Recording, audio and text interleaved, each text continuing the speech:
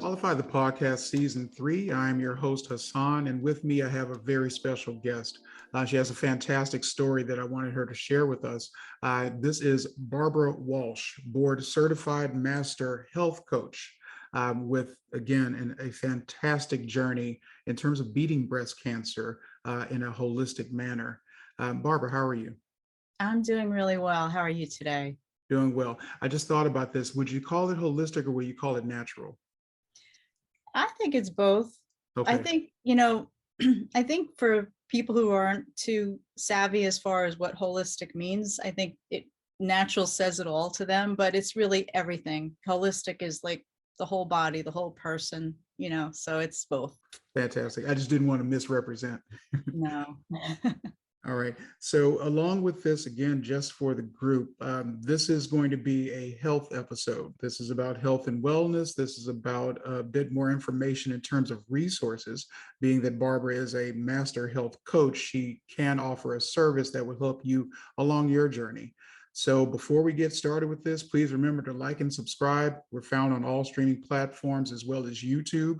Leave comments if you wish. At the end, we'll have all the contact information for Barbara as well as for my podcast platform. I looked into you, read your profile, got the link in terms of the podcast episode that you launched, which was essentially telling your story of how you begin the fight. Because I think that's probably the better way to say it, because you have so many more episodes that tend to document this a little bit further, right? Mm-hmm. But could you indulge us in giving us your life story or the amazing story of this particular chapter? Basically, it was a little over 5 years ago. I had gone in for a routine mammogram, and I was at a point in my life where everything was going great. Everything was going good as far as my business was concerned. I had just celebrated my 30th wedding anniversary with my husband, and my son was getting to the point where he was becoming more independent. We were thinking about what he was going to do after high school, and my husband and I were looking forward to, being empty nesters in a good way. Like, we were going to be traveling and doing all of these things. Obviously that was pre-COVID, but that was going to be our goal, doing all these things. So I went in for this routine mammogram, and they saw something suspicious, and they ended up sending me for a biopsy, and the biopsy came back positive, that they told me I had been diagnosed with breast cancer. And anybody who's been diagnosed with cancer will tell you it's the most terrifying experience of your life, because you can't process fully what they're telling you at that moment, and they don't give you much time to process it either. There's a huge rush as soon as the diagnosis comes in. I mean, it had literally just come through this biopsy outpatient surgery. I hadn't fully even recovered from that.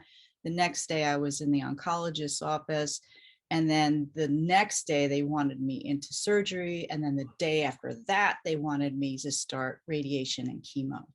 Wow. And so that is pretty much the standard protocol that they're going to offer to any patient who has been diagnosed with cancer. And I have a history. My dad actually passed away from cancer when I was 13 years old.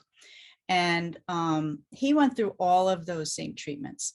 And it was really tough watching him go through that, only to die pretty much from the whole course of that treatment. And at the time, like I said, my son was growing up. He was actually just turned 14. And it was like a really weird deja vu moment for me, because I started thinking about my situation with my dad, and it was like a weird parallel that was going on with me and my son. And I thought, oh my gosh, this is nuts. And so my husband and I were in the oncologist's office, and they said, this is the treatment protocol. And my husband said, well, if she does all of this, will she be cured?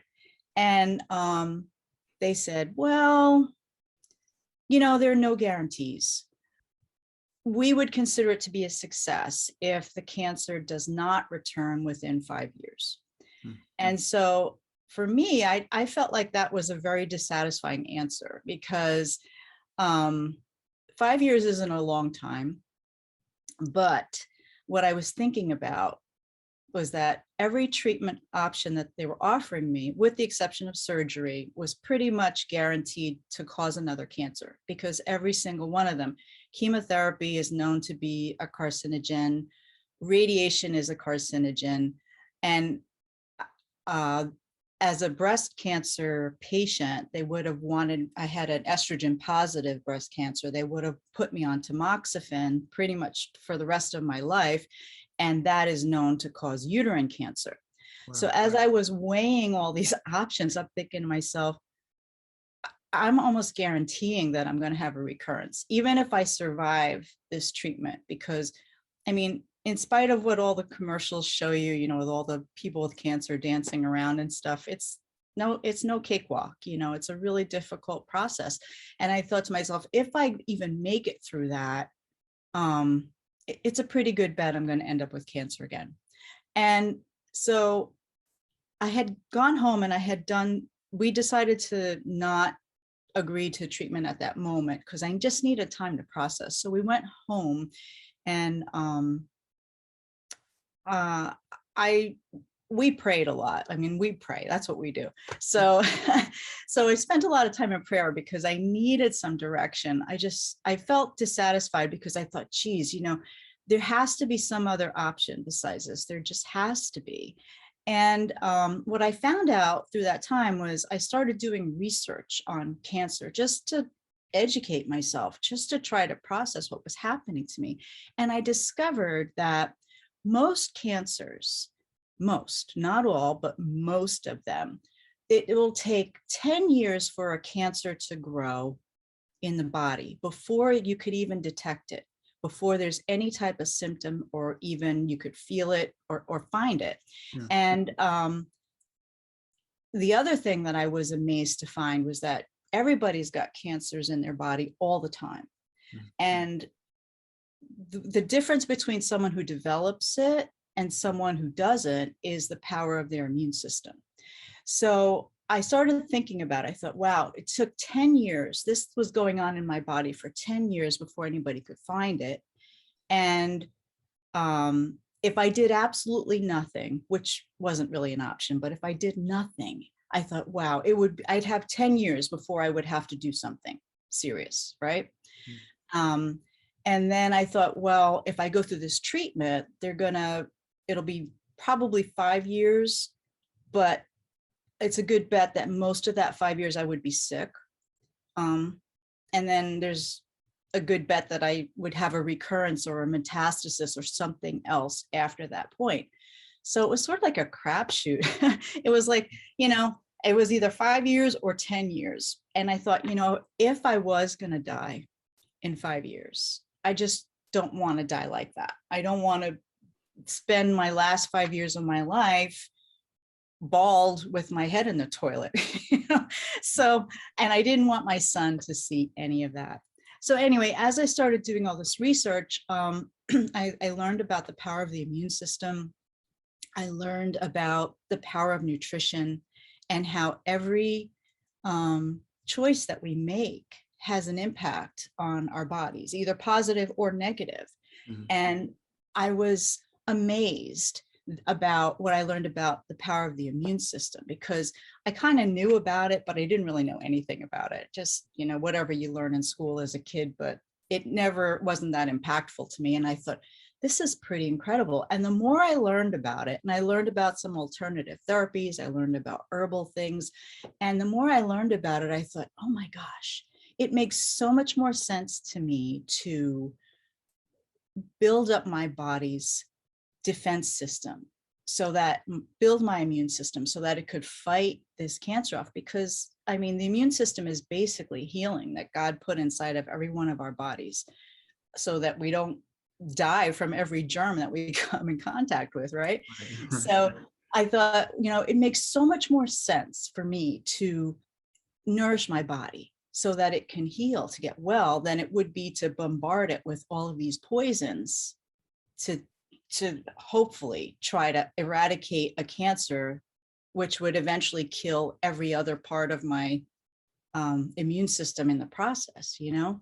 So I had a lot of peace about this. I know it sounds kind of really out of left field for most people, but I had so much peace about the whole concept. And I thought, I talked it over with my husband, and we actually ended up, I went to I wanted to go to an alternative medical center, which was outside of the country, because they offer different protocols that they don't allow them to offer here in the United States, unfortunately. And so before I actually went, because I couldn't get, with travel and stuff, I'm on the East Coast and I just couldn't get there right away. But I thought, before I do this, let me try to get myself in the best condition I can be in before I get down there. You know, I thought that would be my best course of action while I was waiting. So I decided to do some cleanses. I did detoxes with juicing and herbal supplements. And in that process, now this is just a sidebar, at the time that I was, diagnosed, I was entering menopause, and I was gaining weight like a lot of women do when they enter menopause, and I couldn't get it off. And anyway, as I did this whole cleansing process and the detoxing process, I did a pretty intense 30-day cleanse for this first one that I did. As I was doing it, the weight that I couldn't get off, that had been like piling on, just started melting off on its own. And I hadn't told people about what I was doing. The only people that really knew were people very close to me. I didn't, broadcast what was going on with me. And so as I was waiting to go to Mexico to get, to visit this clinic, I thought I would do this, this cleanse, and weight started coming off of me, and people started noticing, because it was noticeable. I ended up dropping like 30 pounds in a month. Okay. And I ended up keeping that off now so I'm 5+ years later. So part of the reason why I didn't want to tell people was because I didn't want to upset my family, number one.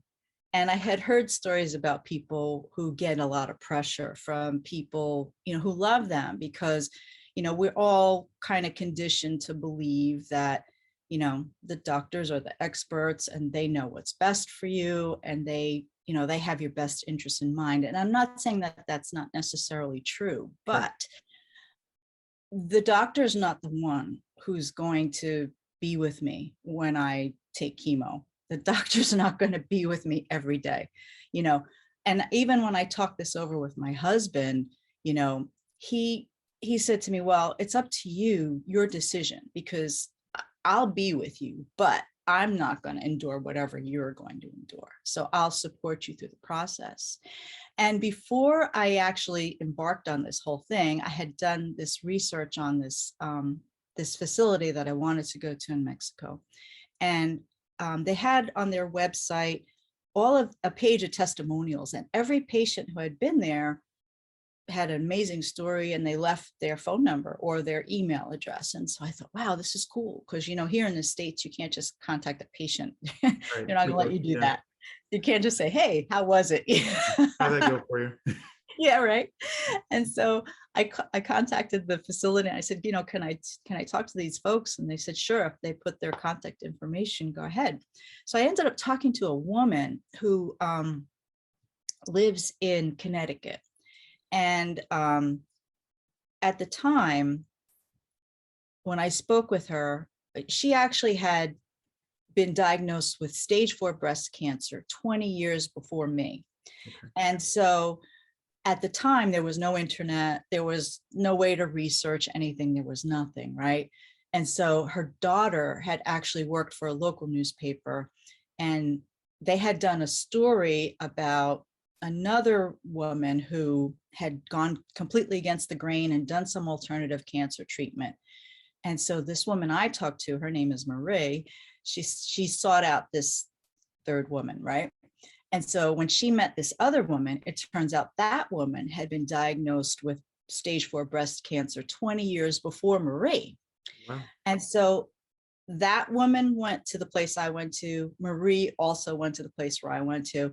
And I was amazed talking to her. And I thought, you know, I know a lot of people who have had cancer affect their lives. You know, I lost my dad to cancer, lots of friends and family members over the years.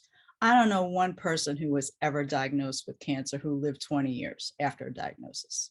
Okay. Maybe you do, but I had never met anybody. And talking to an actual person blew me away. Yeah. And I was uncertain. And she said to me, you know what?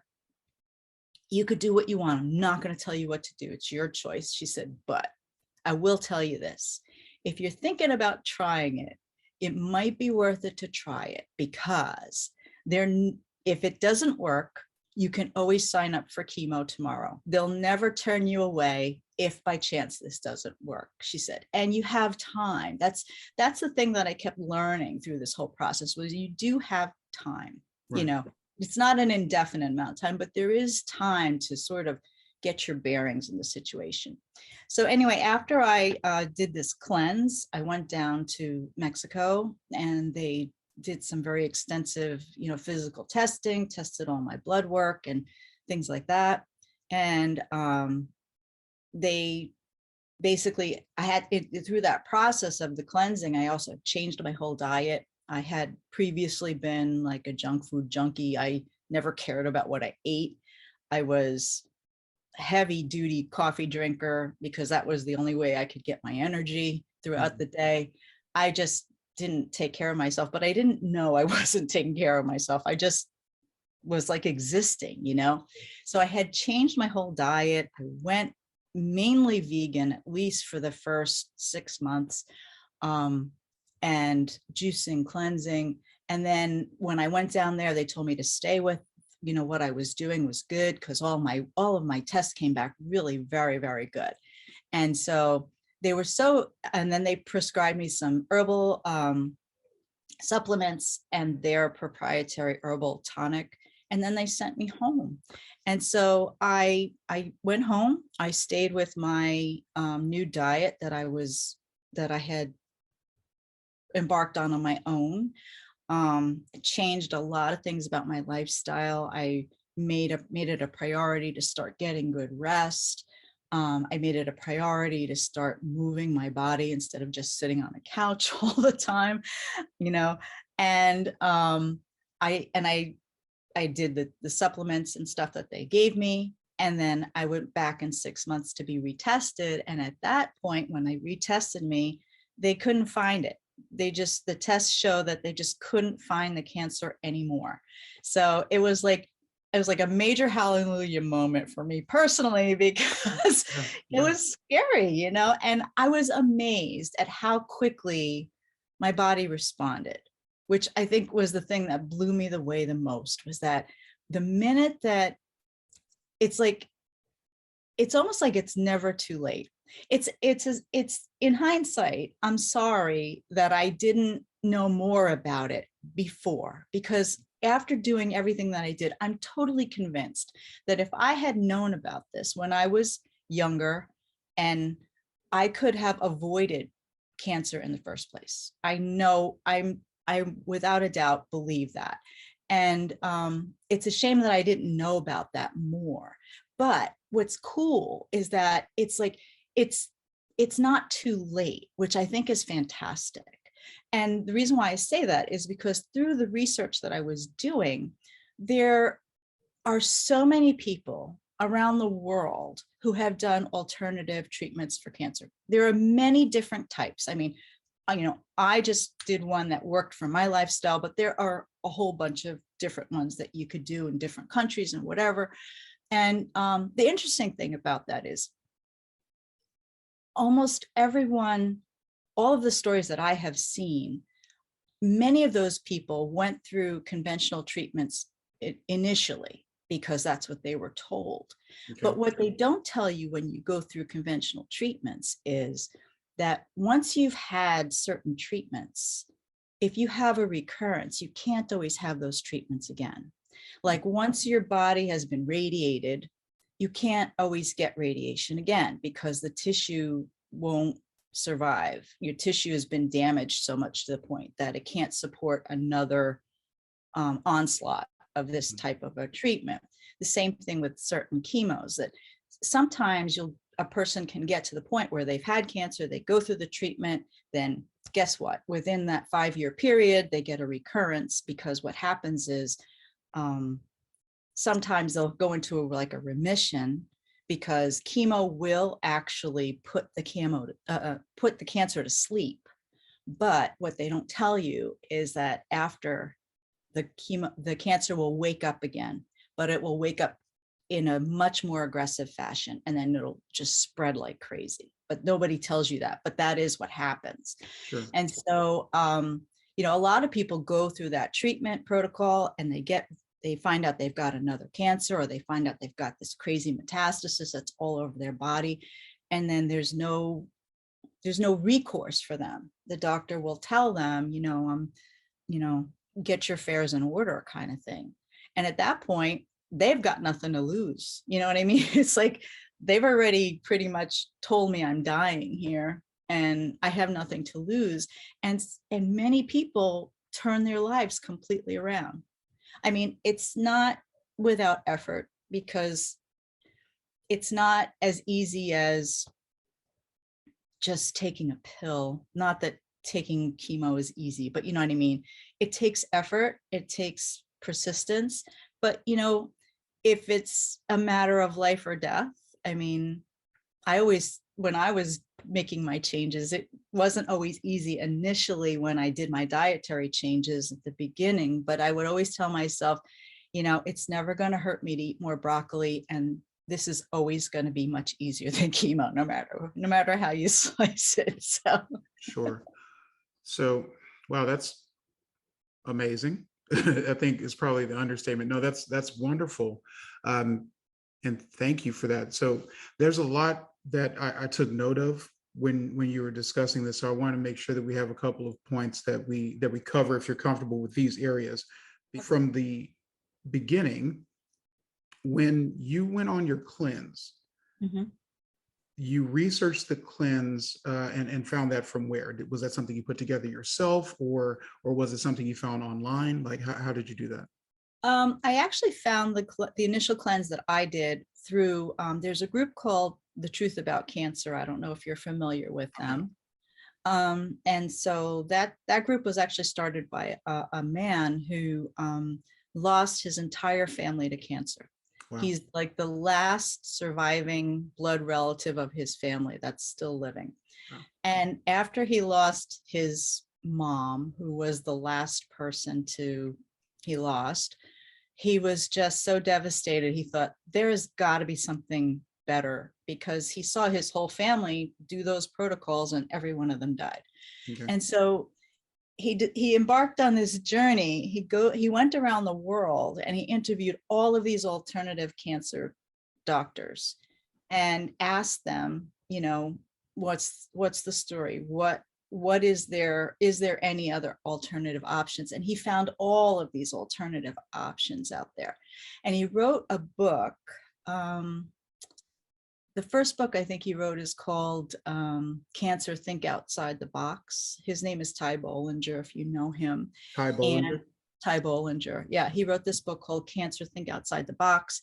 And then he wrote another book called The 31-Day Cancer Treatment, something like that. It was called that. And I read that book. And in there, they outlined this cleanse protocol. And so I thought, I don't have anything to lose. I'm going to do it. And I did it. And that, I really credit that a lot, because that totally reset a lot of systems in my body, changed my body from the inside out. It really was a very powerful cleanse. Yeah. Sure.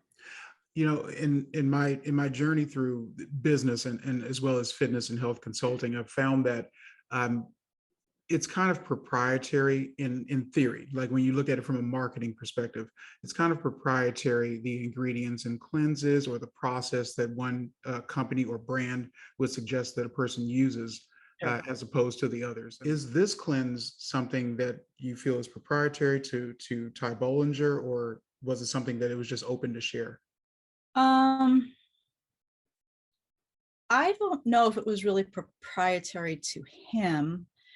I think because a lot of the things when he wrote about it, he recommended different things that you would source from different people. Okay. So I wouldn't say it was like one thing that he made that I bought to do. Okay. And I think that's like cleansing has become kind of like one of the pillars of my health coaching business, only because of the power that I know that it has and how much it changed my life. Sure. And my standpoint on cleanses is I think it's really important to do whole foods cleansing. So really taking advantage of the power of food as opposed to buying a product, because I've talked to people like that and they say, oh, I this cleanse by X company and I take this pill and I do this and I get this powder and I do that. Right. But really the power of food is gonna trump that every single time. So that's what I use. I use the power of food. Yeah. Okay, let's pin that, because I definitely want to dive into that with you. Sure. And I'm glad you said it too. So, right, so keep that in mind. Now, let me dive a little bit further in your storyline. With you having this fantastic result, right, by going through the natural process, taking on food, going through the cleanse, lifestyle change. Would you consider the lifestyle change significant? I mean, I'm sure it was a complete pivot, but if you're just picking up activity, doing a little bit more than normal, how much physical activity was involved with your lifestyle change? Would you consider it a massive amount, or did you just jog every day? Well, when I made that change, I wasn't really doing a lot of exercise at all. I just was completely depleted and exhausted 90% of the time, and I didn't even know that. Okay. So it was like I wasn't doing anything. And then what I found out was that one of the really important factors, especially when it comes to keeping the immune system strong, is to strengthen your lymphatic system. And for people who don't know, the lymphatic system is actually a part of the immune system. And what it does is it kind of traps and filters out toxins that are, and pathogens that are in your body, and it removes them. And the thing is about the lymphatic system, though, is that it doesn't have a pump. Like your circulatory system has your heart that pumps it to move throughout your body, and the lymphatic system does not. So while it's gathering whatever is in your body that shouldn't be there, it's a very slow moving process. So it's really important to get that thing moving. And the only way you can really get it moving is to exercise. Now, the best exercise for getting your lymphatic system moving happens to be jumping on a trampoline. Jumping up and down movement is good. Movement where you swing your arms is good, to kind of, how when you exercise, and if after you do aerobic exercise, sometimes they tell you to pick your knees up to help to take the strain off your heart. It's kind of the same thing. You kind of move your arms so that you can get your lymphatic fluids moving in your body. So that's the first thing I did. I got myself a little tiny trampoline, and I used to just jump up and down on that thing for like 10 or 15 minutes a day. And then I expanded from there. Like now I do more circuit type training and stuff. I do that stuff at home, but that was really the key that I started with, was the trampoline. Yeah. Awesome. And honestly, the reason why I ask it is because I always want to speak with other fitness professionals about their opinion on exercise. I am what you would consider all sport. Mhm. I've had a various amount of training in certain areas based on, competitions or intramural sports and things like that. But even in my maintenance, just the maintenance time frame, I do rather, 60% resistance training. Uh-huh. But I'm an advocate of exercise all the way around, whether you're jogging or, stretching, yoga, and any of it, as long as there's something being done. But in concerns of what you just outlined in terms of stimulating the lymphatic system, getting it moving, circulating the blood, trying to remove toxins out of your system, along with the cleanse, a level of exercise is highly recommended. So, Yeah, fantastic. definitely. Yeah, you got to move. And the other thing too is I found out, I mean, initially, I'll be honest with you. I mean, when I was a kid, I was not athletic. I was kind of the fat kid in school. I did nothing, And so as an adult, I didn't really grow up loving exercise all that much. I was kind of like, I would find excuses not to exercise, or I would have spurts where I would do exercise, Sure. but not consistent at all. But I've learned over the years that how important it is to for your immune system exercise, not just for your muscles and for being toned and for your heart and your lungs, but it's so important for your immune system. Awesome. That oxygenation and the circulation of your blood supports your immune system and strengthens it. So it's super important. And like even today in our culture where, there's this huge threat of, COVID virus and Mhm. who knows whatever else and different All strains of its and all this variants, other yes. stuff. It's so important. It's even more important, like, because it's and the thing is, it's something that's within our grasp to do. Yeah. We don't really look at it that way. And I think, like, from my own personal perspective, I wasn't really a big fan of exercise, I'll be honest with you, but I've learned to really enjoy it now. And and the motivation part for me is thinking every time I do this, I make my immune system stronger. I protect myself from any further types of possible cancers. I protect myself from a lot of things just by doing that, and Sure. that's really empowering, I think. No, I agree with you totally. I relate to you on actually a few different levels, honestly, without going into way too much about me, but I do. This story makes a lot of sense. I've had friends that have cancer in remission, those that have beat it. I also lost my father to cancer. Um, Now he opted out of treatment based on his age, and quite honestly, lifestyle choices. But I, as a supporter, said, well, whichever direction you want to go is fine. I mean, not just, that's up to the individual. But again, for the individual making the choice, it is very, very helpful to have a support system. At least not one person there to make sure that someone's there to hold your hand. So again, very much so I relate. Let's talk about your business. Okay. Sure. So I want to do that in two parts if we can. I wanted to talk about the education to which got you here, um, being a board certified master health coach. I mean, that's important. You have to say the board certified. I do have to say that because it was hard to get. Yeah, you got to respect that. You got to respect that, and I do, and then also, of course, the services that you offer through Good Nature Wellness. Sure. Well, I actually ended up becoming a board certified master health coach after this whole cancer experience.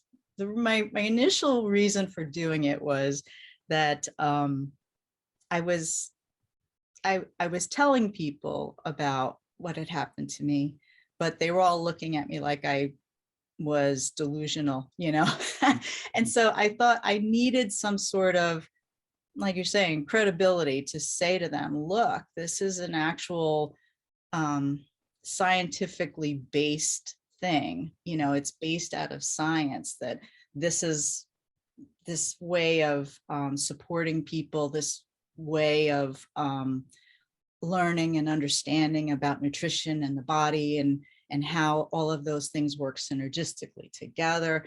all of that stuff is based out of science, so that was my initial motivation. My other motivation was, I think I said previously, like, I wish I had known what I found out through this process, because it was so, it was almost too simple to believe that it would actually work. Okay. And I remember thinking to myself the whole time, as my body was improving, I could feel myself feeling better than I ever had, looking better than I had in many, many years, this whole process. And I thought to myself, if I had only known, why doesn't anybody tell me about this? Why didn't anybody tell me, Yeah. And I thought, I got to tell some people about this. So that was really the motivation behind it. So I completed my studies with the Dr. Sears Wellness Institute. You may have heard of him. He's a famous pediatrician, and Dr. William Sears. And so my certification is in health and wellness for adults and seniors, and it's also in advanced techniques for behavior change, because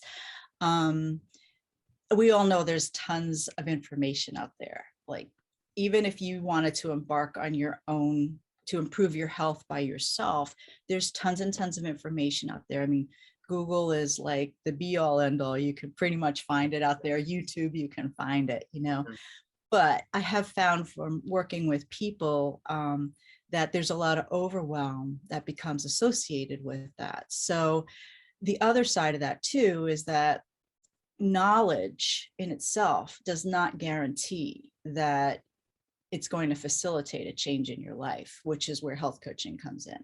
Absolutely. Because many people, they want to maybe start out really gung-ho, like we're coming up to the time when it's like New Year's resolution season, right? Yes. Everybody starts off, so gung-ho, I'm going to like change everything tomorrow, regardless of the fact that I've been not doing anything for the majority of my life. Right. And then that whole process becomes overwhelming. So having someone to sort of come alongside you and support you through that process, help to guide you to information that's relevant to your personal situation, to your lifestyle, to, all of the factors that, play into your daily life, and also someone to help you to discover that motivation that you need to keep going, because we can all start. I mean, I can tell you, if I had $1 for every time I started something and I just quit, I could retire. Seriously. And I think that's true for a lot of people. So I think that's where health coaching comes in. It's the accountability portion that I think people respond really well to, having someone who really is invested in your life. And I think it's important too, because statistically, if you look at, in this country, at least in America, how the health of the nation is deteriorating, even in spite of everything that we've been going through since 2020, but just in generally, the rate of obesity, the rate of diabetes, the rate of heart disease, all of these illnesses, which are really classified by the World Health Organization as lifestyle illnesses, which by virtue of that name says that it has to do with your lifestyle. Right. So if it's a matter of lifestyle, like what kind of choices I make, how I behave, that means that I can do something about that. That means that the power comes back into my hands to do something about it. And that's exciting. But the thing is that most people, their doctor doesn't have time to help them do that. Right. They don't. They will help to tell them that, look, you got to do something. But then at that point, that patient's on their own. And that's where health coaching comes in, to kind of help people when they know they're ready to make that change, but they feel overwhelmed by the prospect. They're not sure how to do it. And then even if they get started, they're not sure that they can continue, Sure. So. Sure. Well, that's awesome. I believe in this wholeheartedly. In fitness coaching, once you start going into a tailored service, it pretty much is that you're along the lines of that journey as well. Right. That honestly, quiet as kept just between me and you. I think when I started looking at The Biggest Loser back in the day, it was just a Yeah. hugely popular show. What, not as a fan, I'm looking at it from a coach's level, because I mean, that's essentially what I did. And the journey, the being aware, the psychological aspects of what's happening with the individual. Where are you Right. breaking? Why are you breaking? What's triggering the break? And what can I do to help stimulate you, to motivate you? See, those things were important to me, and it pained me to see when people weren't giving enough attention to it. But I also understand the network was trying to create a story. But essentially, that's what you look for when you're taking someone along the journey. Otherwise, you're just bottling a service and selling it for $49.95. So, Right. Right. Right. no, I always enjoy speaking with health and fitness professionals, especially when we're on the same page. so, no, I completely agree with you. I think that's a fantastic platform. So when did you establish Good Nature Wellness? How many years ago? It's been in existence for about 3 years now. So, Okay, and I've been coaching people privately. awesome. All righty. So since you're coaching them privately, how can they reach you? They could reach me through my website, which is www.goodnaturewellness.com, or you can find me on Instagram at good_nature_wellness. I'm on Facebook at Good Nature Wellness, and you could always get me by email. The story, your story, about how this came about is, again, it just piqued my interest so much when I read it. Because, in sending the message, okay, we're just doing the intros, but then I listened to you on your podcast, to which I said, wow, I remember so many stories. I've been in health and wellness for a while. I look like a baby, but still. So, That's but good. I try. It's sweat and laughter. Honestly, that's my formula.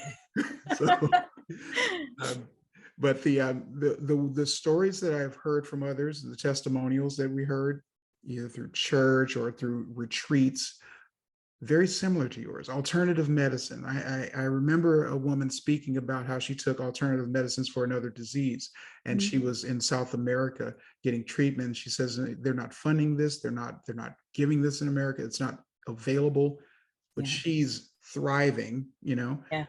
In these, and this is the 90s that I'm talking about that. Yeah. So yeah, to say that there's no alternative besides traditional medicine would not be true. I think that individuals owe it to themselves to look at that alternative research, because a second opinion is available. It's just, I are you agree. looking to another doctor, or are you going outside of that? Right. I agree. I mean, it's all about educating yourself in those situations, especially when you're facing, you know, Life or death? yeah, it's you owe it to yourself Sure. to just to have all the information, and then you can make your choice.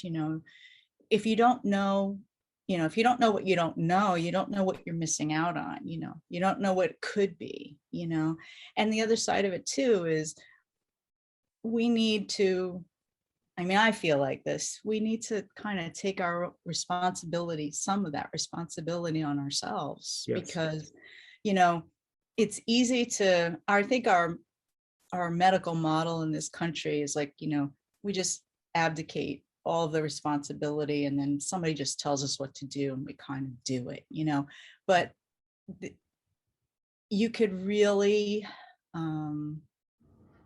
turn the entire state of your health around with that much education and having the commitment to sort of do it. That's pretty much what it boils down to. And I think that's kind of an important thing for people to know. Not everybody's comfortable with that, and I wasn't either.